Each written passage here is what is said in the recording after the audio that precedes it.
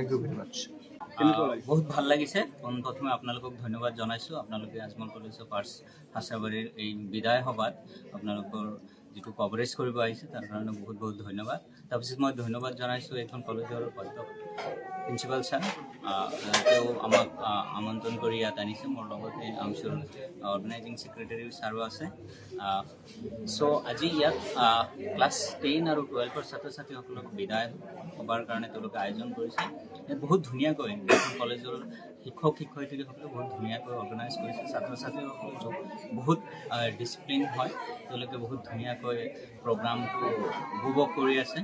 আৰু এটা কথা হ'ল যিহেতু ক্লাছ 10 আৰু 12 বহুত জীৱনৰ এটা বহুত ইম্পৰ্টেণ্ট পৰীক্ষা দিবলৈ ওলাইছে। তেওঁলোকে বহুত চিৰিয়াছ হয়। তেওঁলোকক মই যিখিনি পালোঁ এইখিনি সময় বহি থাকি তেওঁলোকে বহুত এনাৰ্জেটিক হয়। They are very much curious. They are want to become some good human being for the society, not only by educated, they also really want to do a good human being for the society.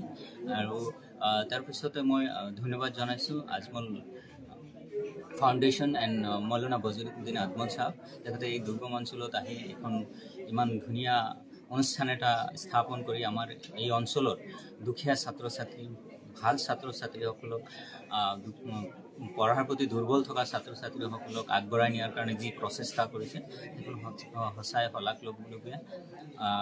আমি আহ্বান জনাইছোঁ তেওঁৰ প্ৰতি, যিহেতু only ইয়াত arts আছে, তেওঁ science commerce আৰু আজমল ছুপাৰ 40ৰ যাতে এটা ব্ৰাঞ্চ দিবৰ কাৰণে ব্যৱস্থা কৰে অতি সোনকালে।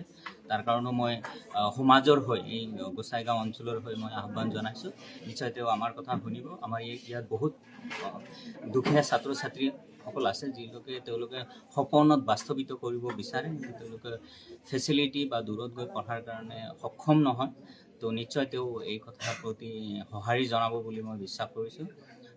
আৰু আমাৰ এই অঞ্চলৰ যিটো শিক্ষক বা আমাৰ সমাজৰ সচেতন লোক আছে, আমচুৰ দাদাসকল আছে, তেওঁলোকেও নিশ্চয় মই আহ্বান জনাম তেওঁলোকে যাতে এই প্ৰতিষ্ঠানটোৰ প্ৰতি সঁহাৰি জনাই এইখনক আগুৱাই নিয়াৰ কাৰণে আমাৰ নিজৰ দাদা ভণ্টি ভাইসকলক যাতে আগবঢ়াই লোৱাৰ কাৰণে সহায় সহযোগিতা আগবঢ়ায়, তাৰ কাৰণে মই আহ্বান জনাম।